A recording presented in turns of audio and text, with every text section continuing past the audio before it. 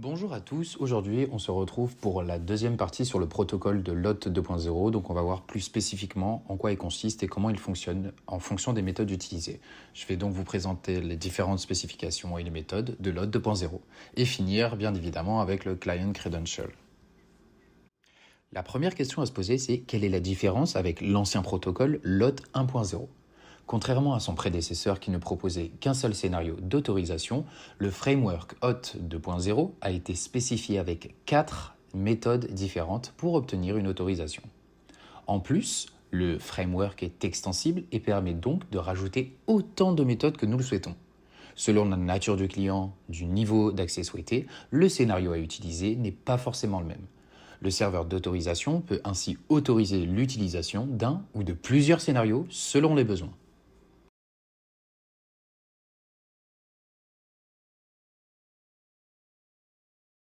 On va commencer avec le protocole d'autorisation avec un code. Donc comment fonctionne-t-il ? Premièrement, le client redirige le propriétaire de la ressource vers le serveur d'autorisation.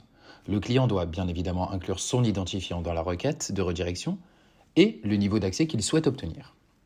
Ensuite, le propriétaire de la ressource s'authentifie auprès du serveur d'autorisation et approuve ou non la requête du client. Dans une troisième étape, si la requête est autorisée, le serveur d'autorisation redirige à nouveau le propriétaire de la ressource en utilisant l'URL de redirection, définie bien évidemment par le client. Cette URL est renseignée à l'enregistrement du client et peut être aussi choisie dans la requête à l'étape 1. La requête de redirection contient un code d'autorisation dans l'URL, bien évidemment. Ensuite, avec le code d'autorisation ainsi obtenu, le client demande un token d'accès en prenant le soin de s'authentifier à son tour auprès du serveur d'autorisation. Une fois le client authentifié, le serveur d'autorisation valide le code d'autorisation et s'assure que l'URL de redirection est identique à celle utilisée dans la troisième étape. Uniquement et si et seulement si toutes ces contraintes sont respectées, le serveur d'autorisation renvoie au client un token d'accès et éventuellement un token de rafraîchissement. Pour s'assurer ces différentes interactions, le serveur d'autorisation doit mettre à disposition des clients deux URL. Le premier URL est l'URL d'autorisation qui sera utilisé dans l'étape 1 et permettra d'obtenir un code d'autorisation et l'URL de génération de tokens permettant d'obtenir les différents tokens.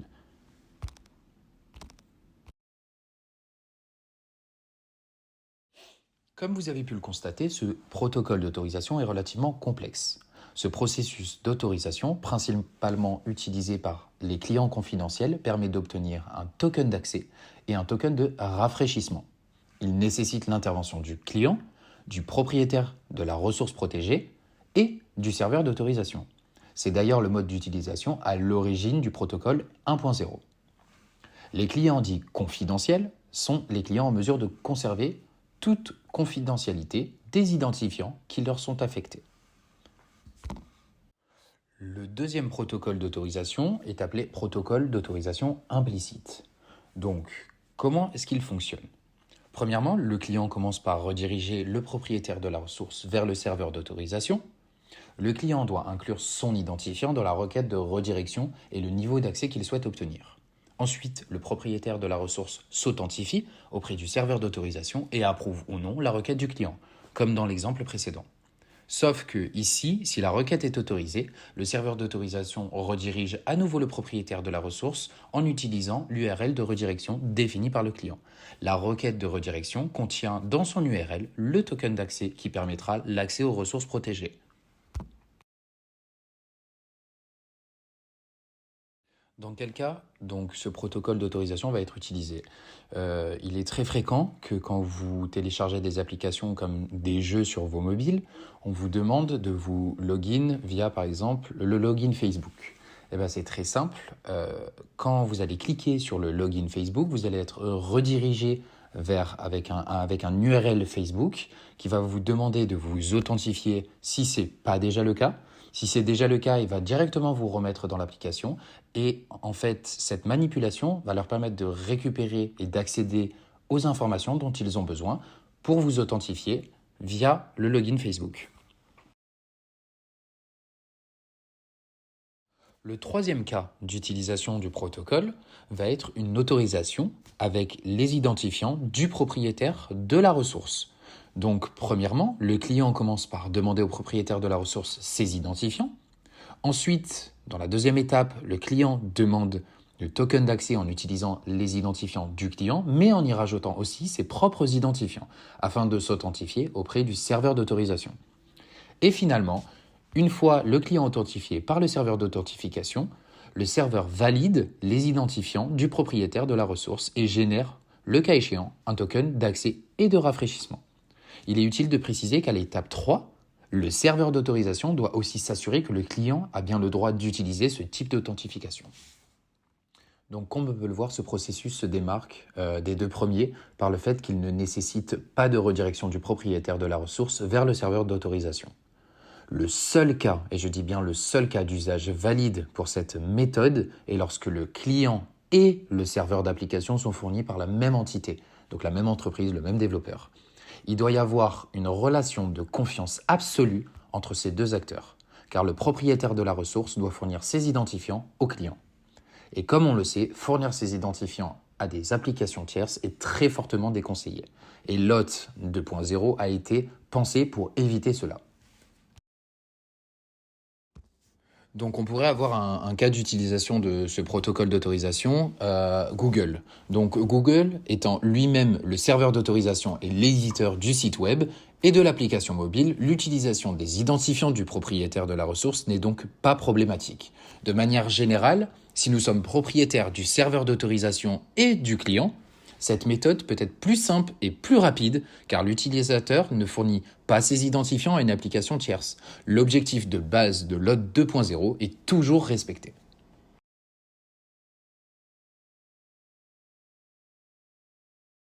Et enfin, l'autorisation avec les identifiants du client, donc le Client Credential.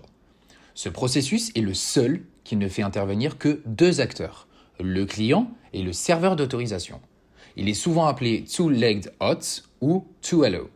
Le propriétaire de la ressource n'est pas sollicité car cette méthode ne permet pas en général d'accéder à des ressources protégées, à part ceux du client. Donc, dans quel cas peut-on l'utiliser ? L'utilisation de ce mode d'autorisation peut s'avérer très utile si un serveur fournit une API publique, je précise bien publique, mais veut ajouter une limitation à l'usage qu'il en est faite par les clients. Ainsi, le serveur pourra mettre en place, par exemple, un système de limitation du nombre de requêtes par client, ou encore permettre à un client de configurer ses propres paramètres.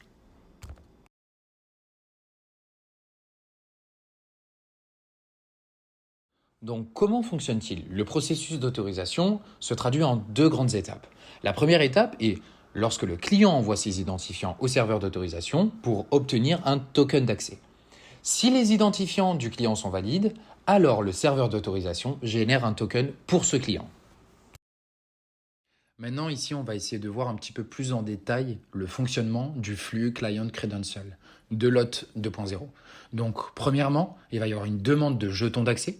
Pour demander un jeton d'accès, l'application envoie une requête HTTP POST à l'URL de demande de jeton du serveur d'autorisation en incluant ces informations d'identification, l'ID client et le secret client, et en spécifiant le type de grant, ce qui est très important, comme on peut le voir ici, le Client Credential, dans les paramètres de la requête. Ensuite, il va y avoir une vérification des informations d'identification, c'est-à-dire que le serveur d'autorisation vérifie les informations d'identification du client en comparant l'ID client et le secret client fourni à ceux qui ont été enregistrés dans la base de données. Si ces informations sont correctes, et seulement si ces informations sont correctes, le serveur génère un jeton d'accès unique et le renvoie à l'application. Une fois ce jeton généré, donc ce token, on va l'utiliser, c'est-à-dire que l'application peut maintenant utiliser ce jeton d'accès pour accéder aux données et aux fonctionnalités protégées par le serveur d'autorisation en envoyant ce token d'accès dans l'entête d'autorisation de chaque requête HTTP à l'API. Ensuite, ce jeton va avoir une durée déterminée, c'est-à-dire qu'il va y avoir une expiration du token d'accès. Donc le jeton d'accès a une durée de vie qui va être limitée et expirera au bout d'un certain temps. Lorsque le jeton d'accès expire, l'application devra envoyer une nouvelle demande de jeton d'accès pour obtenir un nouveau jeton valide. Donc, on va se poser la question quand même de savoir les cas d'utilisation qu'on peut faire de ce flux Client Credential. La première utilisation qui est très largement faite, c'est l'accès à des données ou fonctionnalités qui ne sont pas liées à un utilisateur spécifique. Donc par exemple, ça pourrait être une application qui utilise ce flux pour accéder à des données de l'API qui sont publiques et qui ne dépendent pas de l'identité de l'utilisateur. Ensuite, on pourrait aussi l'utiliser pour la synchronisation de données entre différents systèmes. Donc si une application a besoin de synchroniser des données avec un autre système, elle peut utiliser ce flux pour authentifier son propre accès à l'API sans avoir à demander l'autorisation de l'utilisateur. C'est vraiment l'utilisation première de ce flux. Et enfin, l'application serveur à serveur, c'est-à-dire que si une application fonctionne en arrière-plan sur un serveur et n'a pas d'interface utilisateur, elle peut utiliser le flux Client Credential pour s'authentifier auprès du serveur d'autorisation et d'obtenir le jeton d'accès. Donc en résumé, ce flux Client Credential dans l'OAuth 2.0 est utile dans les cas où une application a besoin d'accéder à des données ou des fonctionnalités qui ne sont pas liées à un utilisateur spécifique. C'est-à-dire que c'est des API la plupart du temps qui sont publiques, ou alors lorsqu'elles fonctionnent en arrière-plan sur un serveur sans interface d'utilisateur. Donc en résumé, qu'est-ce qu'il faut retenir de ce protocole? Donc l'OAuth 2.0, il propose un large panel permettant de mettre en place un système d'autorisation standardisé, qui est très largement utilisé sur les e-services, sur les sites internet et les pages web. Tous les différents scénarios mis en œuvre permettent chacun avec son approche d'obtenir un token d'accès et répondre à un besoin simple, accéder de manière sécurisée à une ressource protégée au nom de son propriétaire. Il existe quelques documentations sur Google ou encore Facebook qui montrent des exemples très simples de protocoles d'autorisation. Les règles de sécurité en jeu pour implémenter un serveur OAuth 2.0 fiable étant assez nombreuses et complexes, il est préférable quand même d'utiliser ce genre de bibliothèque et de librairie qui existent déjà, afin de faciliter justement le travail si l'objectif est juste d'utiliser l'OAuth 2.0. Voilà pour ce qui était des différentes méthodes du protocole OAuth 2.0 et plus spécifiquement du flux Client Credential. J'espère que cette vidéo va vous permettre de mieux comprendre et d'utiliser d'une façon plus efficace le protocole OAuth 2.0. Si vous avez des questions concernant cette vidéo, n'hésitez pas à les poser en commentaire. Et si cette vidéo vous a plu, abonnez-vous pour plus de contenu.